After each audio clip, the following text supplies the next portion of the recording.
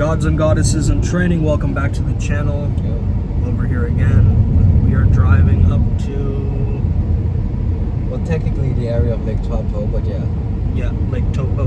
Topo, yeah. And we were wondering about this statement. We learned this from Brad, who we met. We stayed a day or two with him. And wow, so many downloads, epiphanies, character adaptations that we made. The topic is connection is the middle way, the middle path between attachment and detachment. If you're too connected, you would be attached to something because you fear loss.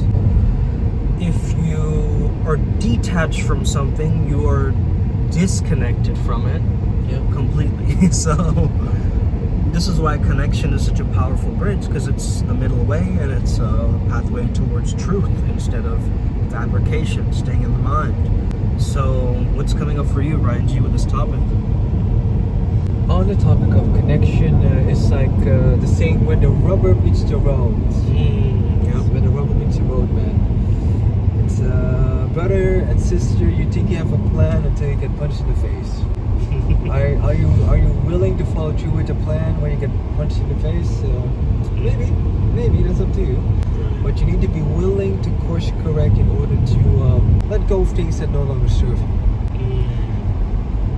Which has always been the case, right? The ability to let go, you know. And are you, as, let's call it the shaman, willing to observe your own temptations?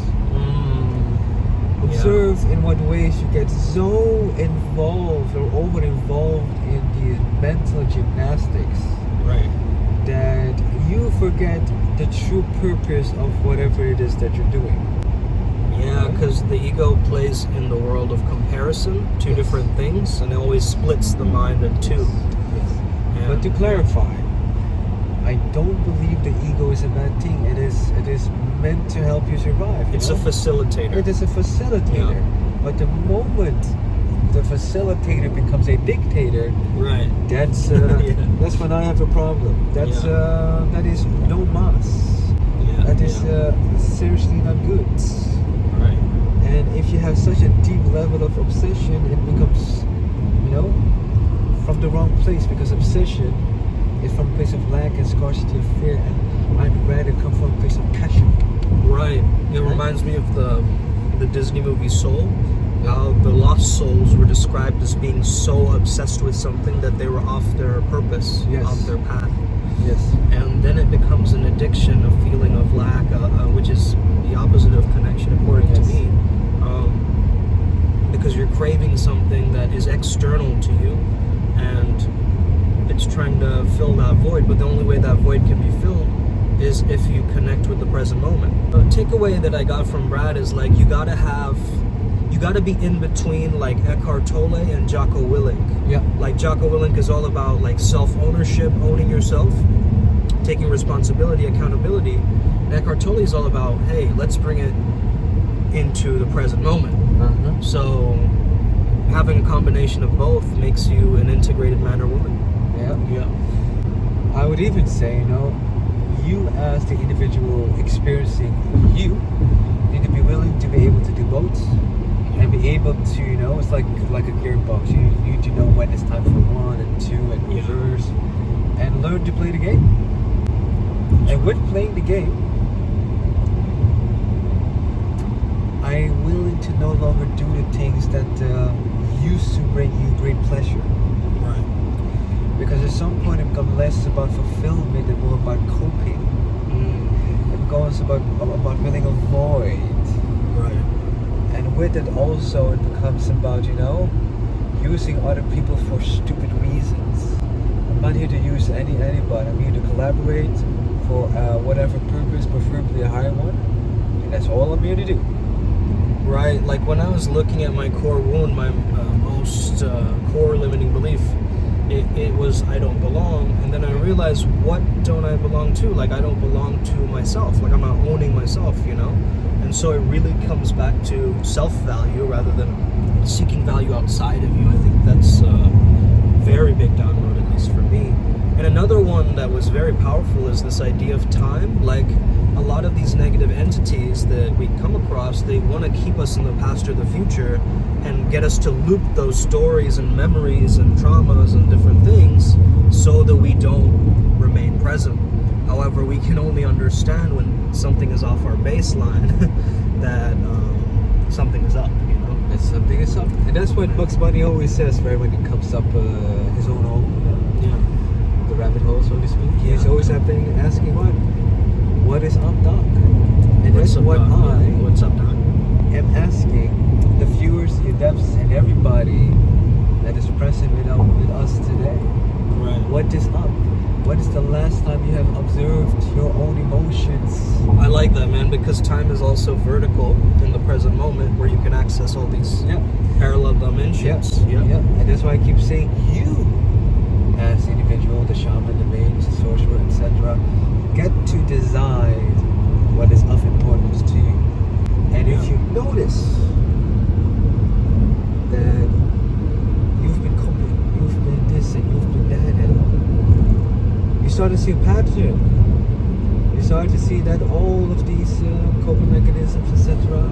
Yeah, once you notice the one limiting belief, it Yeah. will come up over and over Because again it doesn't until serve you you. handle it. Yeah. It doesn't serve you. It has no higher purpose. Yeah. I choose to cut away everything that is not me or of a higher purpose that is there through hostile means. It is not me, and those that have put them there either better fuck off or be ready for a fight, and that's just what it is. I am my own human being. Any contracts that have been made without my knowledge, Right. especially those that are hostile and do not serve me, right, through my bloodline, etc., fuck off and leave me alone. I'm here to do whatever that I need to do, and if you get in my way, it's a swift kick to the face. And that's what it is.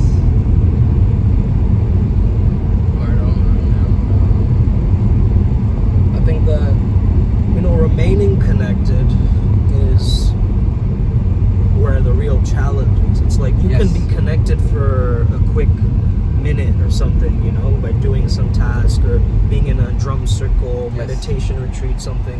Yes. But maintaining it and making it a sustainable part of your lifestyle is where it's at.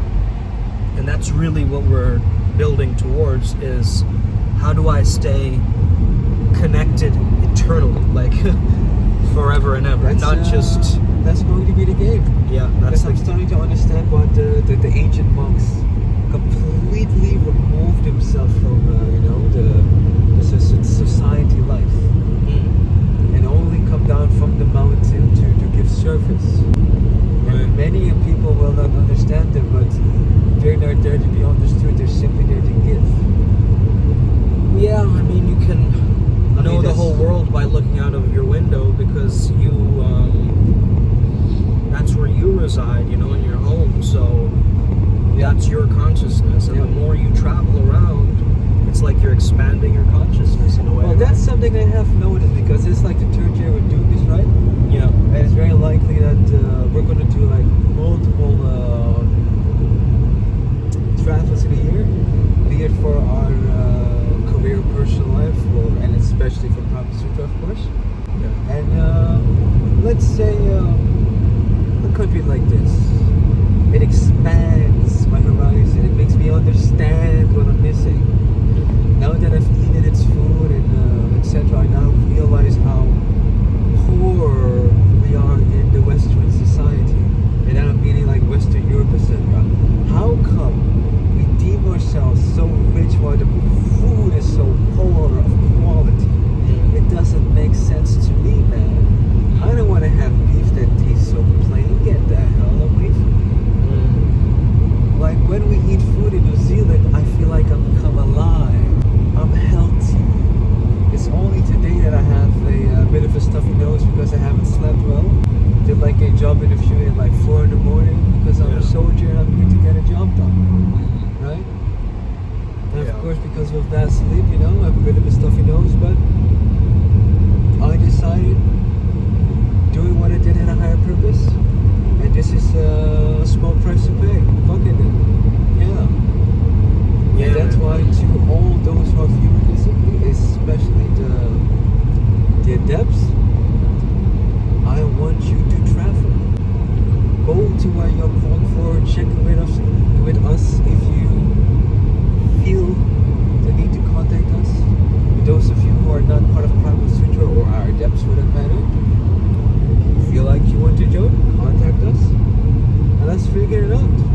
I say this so often. It is you who gets to this demonstrated quality of character, and hence my vision for all adepts and those who become adepts are you become or are the medicine man or woman of your own tribe. Brahma Sutra is merely a point of reflection, a point where you get to come together with us, with other adepts, because I also see myself as an adept, and reflect, get the healing, consistently make improvements so that we can help ourselves, help our families, help our tribe, and expand. There's too much scarcity in this world, too much distraction, blah blah blah blah, too much bitching around. Let's actually do something. Back to you, sir. Yeah, man. Something that Brad said is like we need more leaders now than ever, and there's not enough conscious leaders that are actually connected. There's very disconnected leaders and megalomaniac leaders, and we praise the psychopaths in this world instead of the ones that actually remain in their heart. That's why I was saying to the audience, Ryan, when we watched Dune, remember when he said that you're not a real man because you lead from your heart. Your father's not a real man because he leads from his heart. Yeah, and that was like just a knife in the heart or the stomach, because he realized oh man, he's attacking my lineage in a certain way. Because the heart pumps the blood, right, that keeps you alive. So if you're saying, for whatever reason, the former king, my father, is a weak man because he has led his people through his heart, and what you're technically saying, my blood is weak. And then I say, come test it. Exactly. Yeah. Exactly. You wanna use fighting words? Okay, I'll meet you on the mats. Choose your weapon, and I'll choose mine. Right. You wanna go? Let's go. It's interesting because when we get very attached to something, it's in our mind a lot of the time.